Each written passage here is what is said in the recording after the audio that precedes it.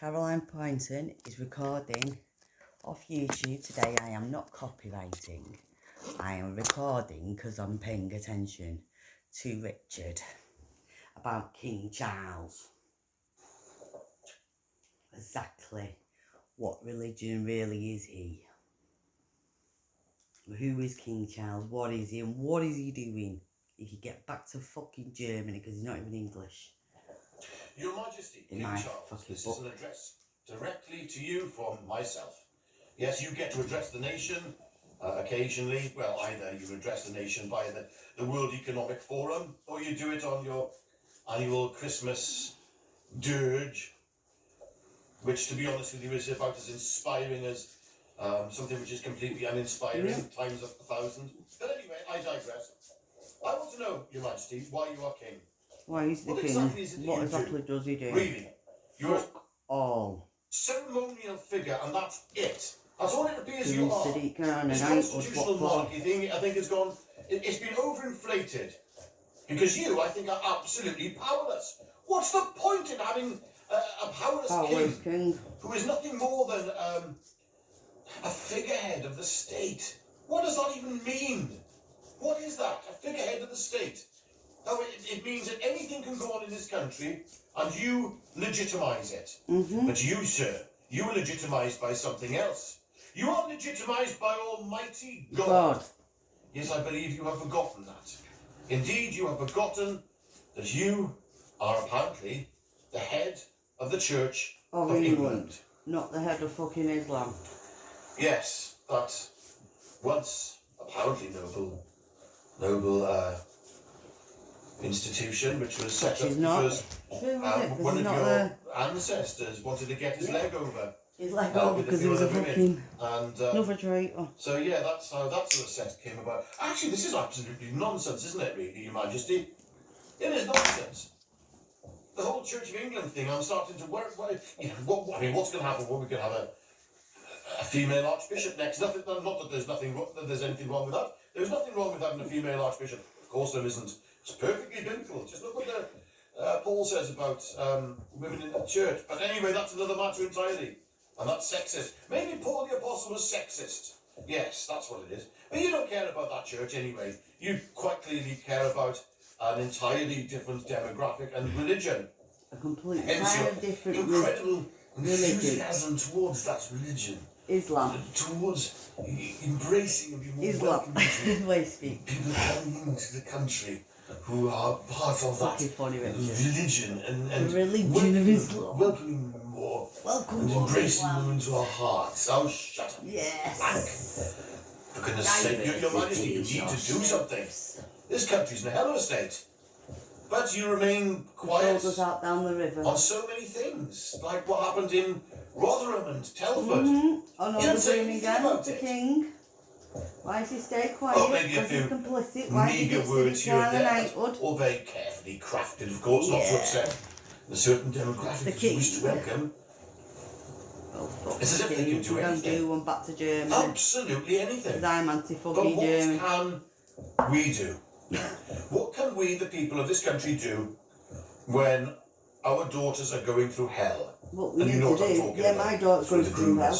Who you won't criticise, who you won't stand up against. To be honest with you, if you had any, you're not allowed to criticise that. Left in you, Your Majesty, what you would have done is you would have resigned. You would have abolished the monarchy yourself. You said, no, this is not going on in my name because it's your government, isn't it? It's His Majesty's Parliament, His Majesty's government, His Majesty's judiciary, His Majesty's police force, His Majesty's armed forces. It's all yours, Your Majesty. His Majesty's court. Look, your crest is above every court in this land.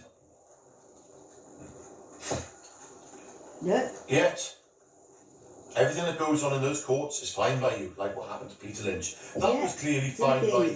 What happened to Lucy Connolly, that was clearly fine by you. Because otherwise you wouldn't allow it to be legitimised in your name. But you did. Everything's in the King's name, which I've been saying. And there are so many evils taking place in this country. Well, I have. Your own people wake up. Are sleeping. Get educated about the royal family of exactly who they are. Many won't survive this winter. Nope. But the king will, Yet, won't he? Because he'd be fucking you'll find with happy. newcomers coming into the country from King that Charles didn't want me to demographic go that to you love. Uganda.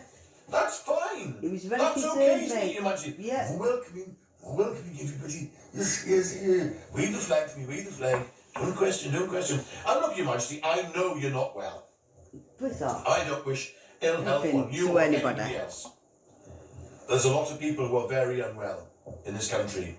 Many people fought Yeah, and he's for not you helping and this country in anybody. your name who are He's a very selfish unwell bastard. at the moment Selfish and unable bastard, because his mother didn't eat to get the medical Queen attention they Elizabeth. need, She could have done with a slap. the social service care that they need, Yeah. the housing.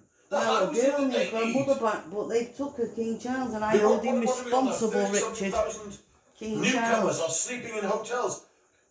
If Where's anything the happens spaces to her, for our because for our of King Charles and Sadiq Khan and the rest of them. Where? Well, the Where are the king is the hotel king, rooms and for I'm them? going to the top, and that's the king. Where's the support for them? Where's Where's the the new support icon for someone them? like me? You have spat upon the graves of Yeah. those that you present He's richly seen the put up. Bible, he's That's spat what you on have upon done, him, Your and Majesty. he's seen the Bible, You're not mate. king. What are you? He's not the king. You're part of the problem. Yeah, But there he's we part go. of the problem, which I've been saying all this time. And he can Or is that leave. treason to say you're part of the problem? Treason. The king's It's wrong? treason. Or is the king He himself has done treasonous? treason. I don't know. Anyway, He whatever. has treason, he's in I'm the entitled Bible. to an opinion in this free country because we live in a free country, Well, which you don't are be very King proud Charles. of. You have freedom of speech. You're very proud of that, I'm sure, Your Majesty. No, and he's not. I don't He think don't that want to you would disagree that we have freedom of speech. No. If you Well, did disagree, you would say something about That's it. it. And it's not like, was He's it not 12,000 said anything. people are getting arrested every year in the Yeah, United he's not Kingdom helped the country. What has he done for the country? for What has he posts done on for the social people? media? If that was the case, The you king would is meant to be step for the up country and the or resign, people, go to the the point and say, faith, listen, the I'm not country. having this legitimised in my name. It- Not but- in my oh, name. and they said, Really? I was going to say, That's strange. Because and I there's haven't heard another you one, saying the anything complicit about one keeps those saying that he doesn't... 12,000 people are being arrested. He's Also, not, I was going to say, everybody he's who not are arrested political, in the United king, but Kingdom, he's political but when in it came Russia to or in, Uganda, though, didn't North Korea Yeah. or whatever. So, Political when he didn't combined want the with illegal you. immigrants to go to Uganda. All right. Why do you And want the illegal what? immigrants So to go arrested to Uganda? for social media Why was posts. King Charles so concerned about But it? you seem to be quite all right with that. I was going to say. Never mind. We've always got your son William to look forward to, who is. Oh, hang on a second. He's not really interested in Christianity either. No, because he turned him being against part of it. his coronation, so that delegitimises your heir. Okay, so you are the last king. So as soon as you're no longer with us, which I don't wish for, incidentally. No, I'm not I that kind just of a wish him man, to piss Majesty. back off to fucking Germany where he belongs. But once you're gone, that's it. Thanks. That's the end of the royal No, family, is it? I don't wish anybody to pass away. I I wonder. said, go, you could go back to Germany, mate. Somehow I think The not. Sadiq Khan, Somehow we're deporting him back to I back to think they'll fucking find a stand. way to keep your He's the lineage first going. one going. He's the first one going on that. And that worries me on that because bloody you ferry. Bye. seem to have instilled into your own children the same level of wokeness. They have appeared as well at the World Economic Forum. I'm going to say he's They treated have his own children spoken like that as at well. length there. And I think, His right, own mother. Murdered his own mother, mate. there seems to be a priority He did. here, an allegiance here, not to the people of the United Kingdom, but to other bodies, And then international the boy bodies. Prince Andrew, And well, that should scare the hell out of anybody a lot of watching people this. need to take a good look at home at King Your Charles. Majesty, there is still He's a time. disgrace. He's no time, mate. He's You a can disgrace. repent on your knees before Almighty God. Stand up for the church. Ensure that the church Yeah, he should be at no church longer every week. carries This along week should be seeing the him woke line there is going. every week. Say something. Stand up. At Make church, your yeah. stand. Stand should up be for seeing the him. people of this country. Yeah, Stand stand up for up. free speech. Stand up for Stand up those for in my little Telford girl and and in me. Rotherham, Get those my young little girl girls. back to her Stand mother. up for them, Your Majesty. Because she's been wrongly, Otherwise, forcibly adopted Stand by down. pedo services in this stand down. country. The royal. And I know exactly Family. what they want for.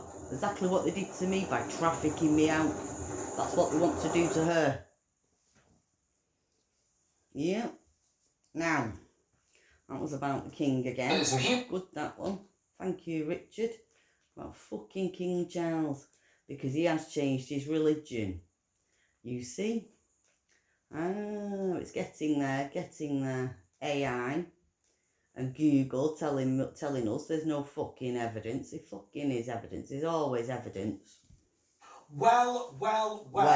That budget, which I didn't see because I'm on holiday at the moment. Yeah, so the budget that they've fucking done all that for, they've stopped my money. To the working people of this country. It was a defence of the lifestyle of welfareism, and it was a raid once again on you. In this video, I'm going to talk about what I think the ultimate aim of Keir Starmer and Rachel Reeves is, and that is to rejoin the European Union. And the concern is that this IMF bailout, which is looking more and more likely, will include the strategy of going back into the EU.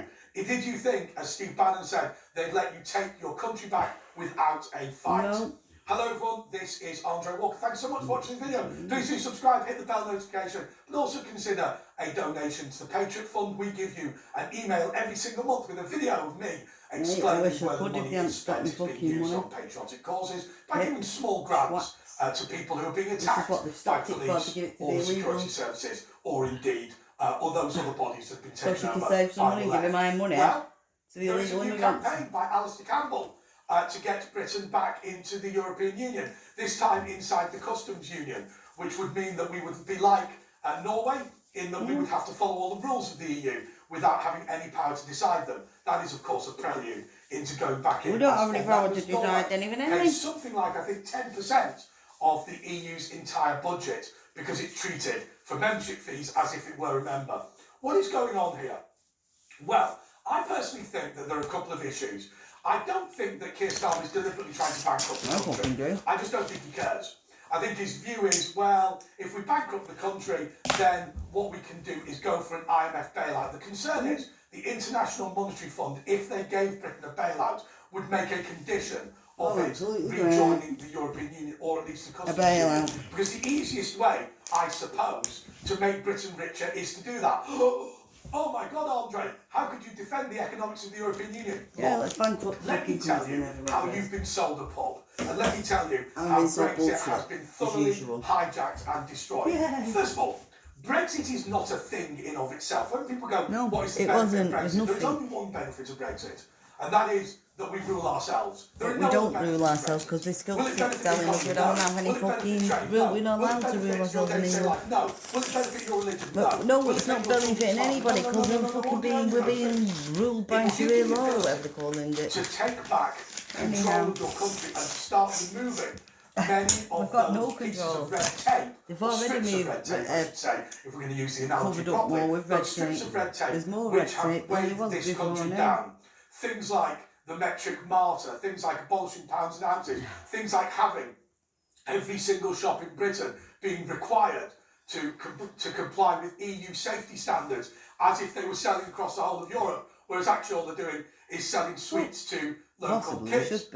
All of those things need to be able to be done away with. But I remember when Brexit happened, first of all, what we promised the EU was regulatory alignment. That is to say that a shirt made in the UK would comply with all of the EU safety standards and more. Are we sure? Because I'll come on to that in a moment. And even though they weren't being sold in the EU. So we had no diminution of the level of regulatory burden on the UK. And I would say that when I grew up, I believe that I lived in a country where we had a government, but now I feel ruled. Now I feel owned. I feel ruled, all right, by Islam. I didn't before. This idea that used to exist in Britain, where everything is legal other than those things that are illegal. Now it feels that everything is illegal other than those things that are permitted by the government. I had a video on this channel the other day about the fact that after the Metropolitan Police said that they would no longer bother people for non-crime hate incidents, they actually increased the number of non-crime hate incidents that they got up to.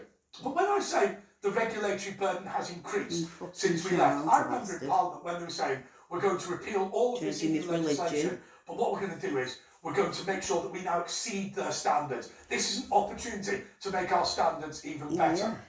I used to work for Westminster City Council. I was a press officer dealing with two things: children's services and licensing. Has to be said, don't really know anything about children's services, but then again, there wasn't a lot of press to talk about. What there was an awful lot of licensing. And I kind of fell out a little bit with the leadership of Westminster City Council because when I met the licensing inspectors, what they always used to do was they used to go, right, well, in Soho, what we do is when we go into a restaurant, we look around, even if it's brilliant, we always suggest improvements anyway, because we're always driving up standards. That to me sounded like an eminently sensible and wonderful thing, doesn't it? No, yeah. However, it was absolutely heinous. Because what would happen is this. First of all, they'd come in, they'd go, yeah, your place is perfectly safe to eat in, it's fine, but we'd really like you to, and I got one example, to put metal shielding round the base of your restaurant just so that no little animals can get in or whatever. The cost of that was 25 grand. And so they put in the report, we are insisting that you're doing this. The next thing that they did was this scores on the doors thing, which I find is utterly ludicrous, where you get a hygiene rating out of 5. Right, my view is this. If it's an S-hole, I don't want to eat in it, close it down. Don't put it a score out of 5. The purpose of doing the score out of 5 was that to attain this 5-star rating, which of course is what everybody wants, they have to pay thousands and thousands and thousands of pounds more in consultancy fees to do it. So the cost of your food goes up, not exponentially, but it goes up significantly as a result of that. So what's happened now, since we've left the European Union, is that we've not only kept many of the same regulations that the EU had on, but we've increased them even further. Similarly, the size of the state has absolutely exploded with all of these executive agencies. When I used to work at the Royal Borough of Windsor and Maidenhead in it didn't work at that time. When Tony Blair came into power in 1995, it had 500 members of staff, which sounds enormous. By the time Tony Blair left office, it had over 2,000 full-time equivalents, not doing anything else other than it did before. And that's just more bureaucrats, more weight on business, more cost, more taxes. And of course, there's an unwillingness amongst the Labour Party to ever do anything about it, because a government inspector is marvellous. Remember, in the days of Sir Robert Peel, when policing was first invented, when Peel brought in the law, he made it specifically illegal to be a police detective, because they said that the big danger was that if we create a force of civilians who are stopping crime on the street, very, very shortly after, they will start becoming proactive and they will start spying on the public in order to find crimes that had not been reported, in order to get people into trouble that they didn't like. Now, I'm not saying that we should abolish police inspectors, but isn't it amazing the way that in that period, that's what people were concerned about? And so, where are we up to now? Well, it's very, very simple.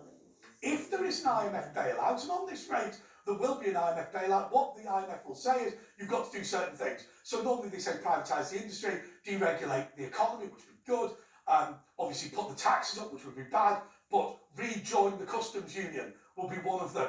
And so I just watch Rachel Reeves when she stands up as Chancellor and just say to myself, she's hurtling towards oblivion because she might as well. Because her ultimate political wish, which is for Britain to be chopped into pieces and for the pieces of it to be served up on Brussels dining tables, will be achieved by her policies. She can spend on the trade unions. She can do things like, spend 11 billion on pay rises for trade unionists who've given no commitments whatsoever to improve public services. As a result, she can do all that. And then she knows that she can be brought back into the EU. The reality is, I believe, like many of you, in cooperation in Europe. Not even Nigel Farage, by the way, is an anti-European. He believes that the Council of Europe should be somehow expanded. So in international matters, like, say, nuclear regulation or whatever, that can be done transnationally, internationally, but things that are local to the nation state can be kept to the nation state. Remember something else about the EU that people forget. The EU claims to be pan-European, but actually it's not. Northern Europe is not a fan of the EU. Greenland, not a member. Iceland, not a member. Norway, affiliate member only. Finland had an opt-out. I think Denmark kept its currency for a while. Sweden did something else. There was all of these opt-outs. Republic of Ireland, not a member of Schengen. All of these opt-outs, many Northern European countries felt the same way. So I'm not saying that the EU was necessarily a bad idea. It's the way it was discharged that was a bad idea. Because actually, more trade across Europe is a good thing. I've said on previous videos, I had no problem with free movement of labour. The reason is because I believe people from similarly wealthy and similarly culturally, similar cultures can exchange all the time. People think that I'm anti-Muslim immigration. No, I'm anti-third world immigration. I'm not that bothered about an Estonian coming to Britain or a Pole coming to Britain. I think there should have been temporary restrictions on it, but that wasn't a reason to never allow them to come to Britain. And of course, what we've noticed is many of them are now going back because they feel that Britain is changing and Britain is going down the toilet. And I think there's a large element of that. So, is this video a conspiracy theory? Well, maybe it is.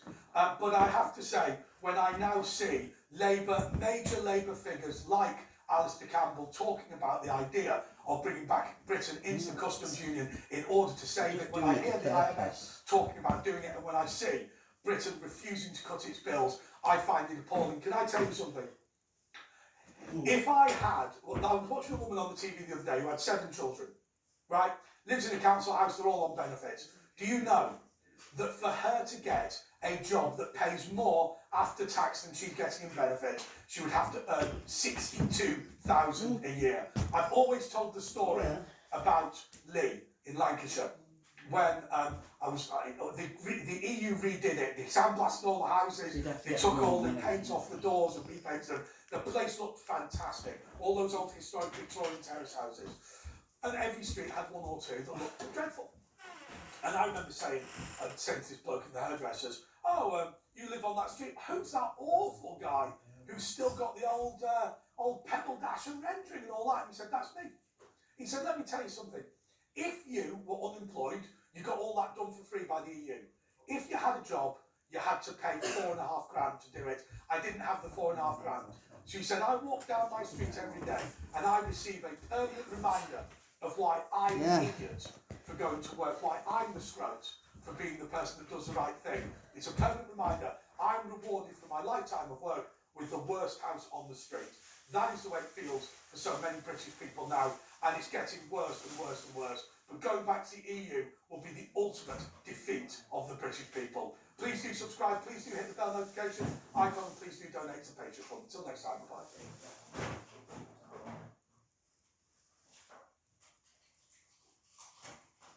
The breaking news earlier today, French police are reportedly going to start intercepting migrant boats crossing the English Channel, following months of arguments with the UK over the danger of such operations. Well, this comes as the French newspaper Le Monde says that they've obtained an official document signed by 4 prefects responsible for beaches around Calais and Dunkirk, from which thousands of migrants head off to England every day. Well, Mark White, our home and security editor, is here to bring us all the details. Mark, I've got so many questions, but what's the crux of this new policy by the French? Well, the policy is to try to intercept these migrant boats soon after they launch, and in particular, actually, taxi boats that launch in the river systems, come down the river systems, then hover offshore with about 20 migrants or so on board, that then help the other migrants, 60 or however many it might be, that wade into the water to get on the boat. So the policy is to allow the maritime gendarmerie to, with the rigid inflatables, push these migrant boats in shallow and calm waters back to the shore. Seems very sensible. The French policing unions have been very reluctant to go down this road, though, because they see a future in which something does happen that ends in tragedy and they get hung out to dry by the French politicians. So they are not at all happy about being put into a potentially vulnerable position. Having said that, the British government wants to see this and wants to see this as a matter of urgency. You'll remember that Sir Keir Starmer and Yvette Cooper announced this policy back in April, 8 months ago, and no movement so far on it, except regular sort of updates saying, well, the policy is still on track as far as we know. So the latest development would seem to be actually a significant step forward in that the 4 maritime prefectures that align that coastline from Dunkirk through Calais, the path to Calais, down towards the Boulogne area, have all signed up to this to allow for this new tactic to be used. So now, if they haven't trained, it would be about the training and operationalising it.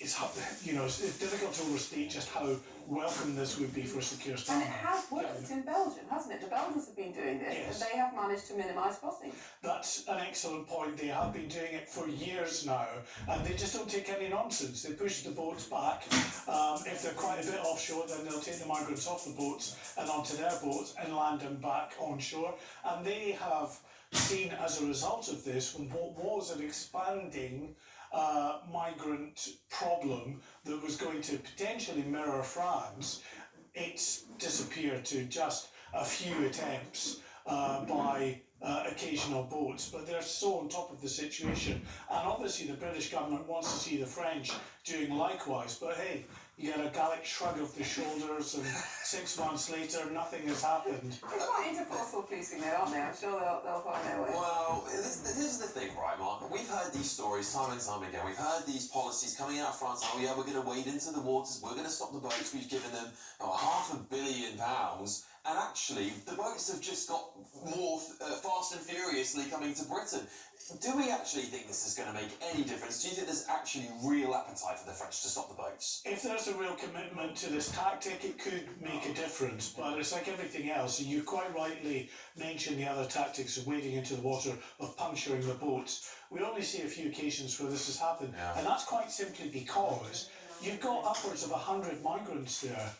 All young men, apart from maybe 2 or 3 women and children. The vast majority are young men, angry young men if the police intervene to try to stop their attempt to get into the channel. And we've seen from past endeavours by the police that usually you may have about half a dozen officers or so. So they are really putting themselves at risk of serious harm by trying to enact that tactic, and it's going to be exactly the same with the maritime gendarmerie. If they try to push the boats back, nobody should think that for a second the migrants are just going to sit there and allow their boats to be pushed back. They will fight back and try and push their way through. So I think the French police unions are right to highlight a potential problem here, in that it could all go horribly wrong, and they may be hung out to dry by the political leaders.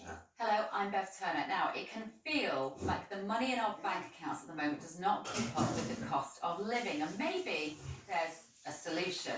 I'm here today with the CEO of Tally Money, Cameron Parry. Cameron, what is Tally Money?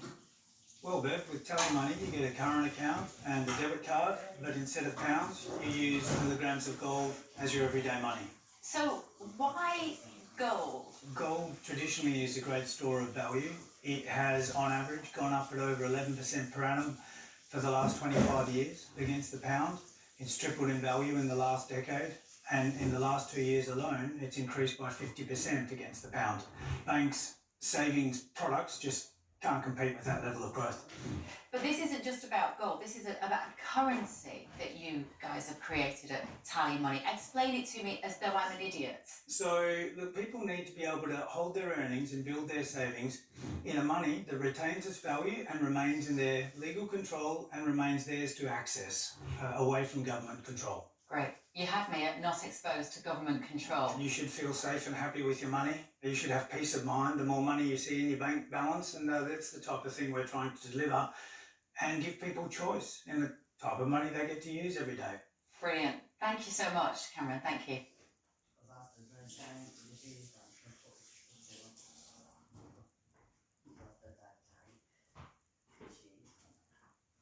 People forget they are gangs, they are violent, there are organised violent gangs involved in this. And as Damien says here on your side, I'll believe it when I see it, and I think I stand with Damien on that one, unfortunately.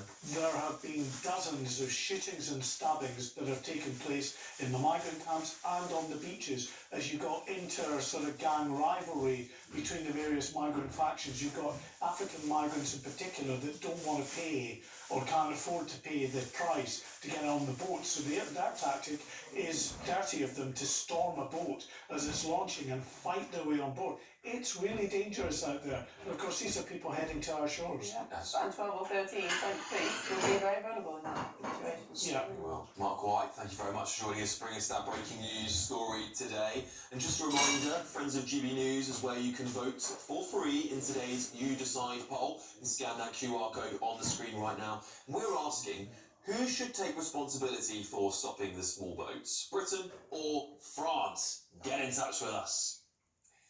Well, moving on now, President Donald Trump has said he'll permanently pause migration from all third world countries after 2 National Guard members were shot in Washington, D.C. by an Afghan suspect. The president said he would terminate millions of admissions under Joe Biden and remove anyone who is not a net asset to the United States.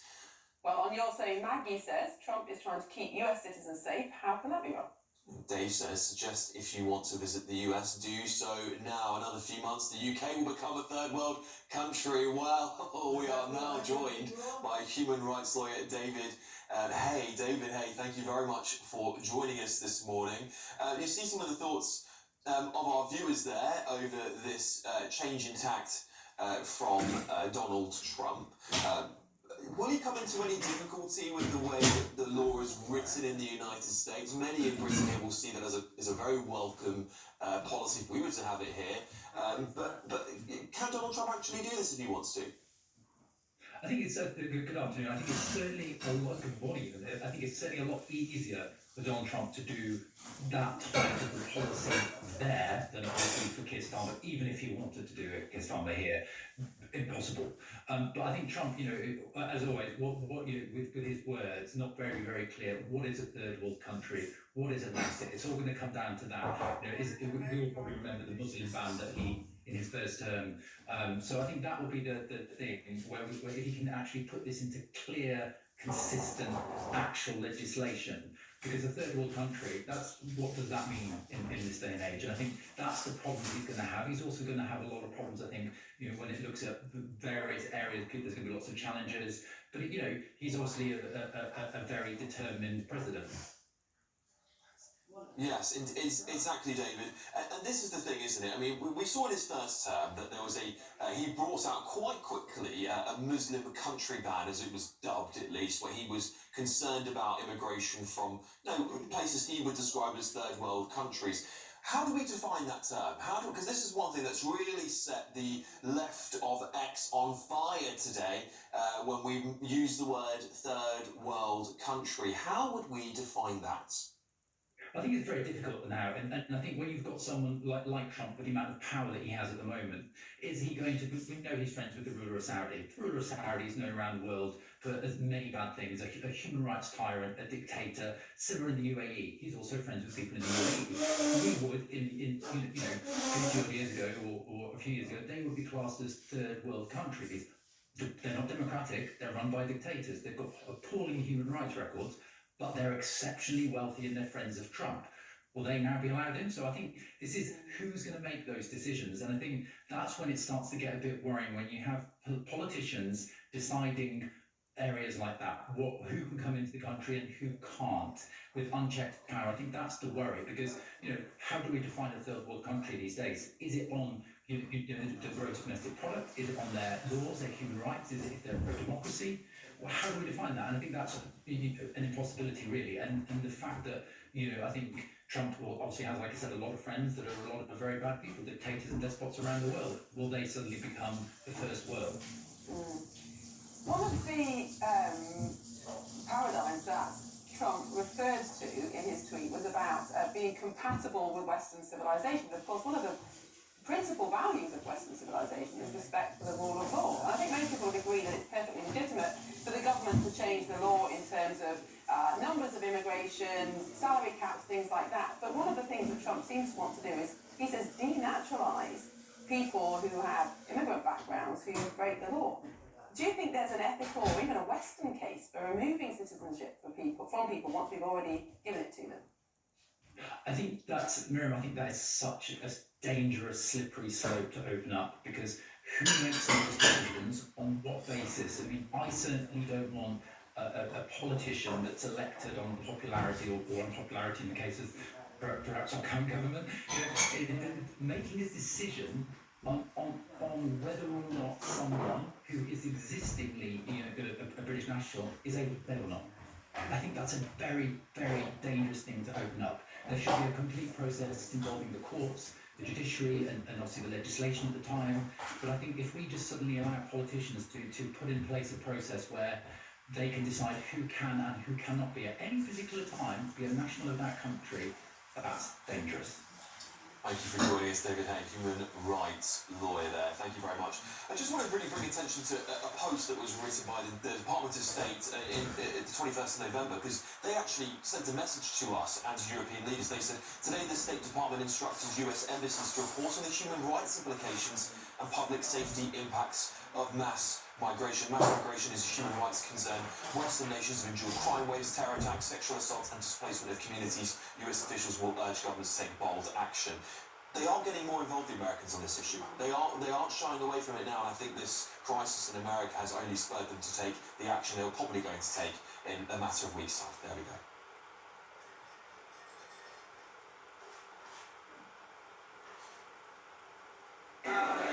Good evening, Patrick Christie's here, live from the epicentre of the Calais migrant crisis.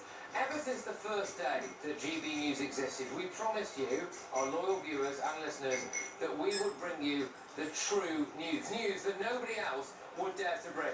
And I stand before you today, currently stood in the middle of an illegal migrant warehouse full of young Sudanese men, some of whom have just done the call to prayer down there. And then if you were to just cast your eyes upwards slightly and to the left, you will see an overhanging warehouse full of more Sudanese men. All of these people are on their way to Britain. I've spent the day here in Calais exposing the truth behind what I personally believe are Keir Starmer and Yvette Cooper's lies about what is of not smashing no gangs. And here is a package from earlier. Yeah. Just because Brilliant.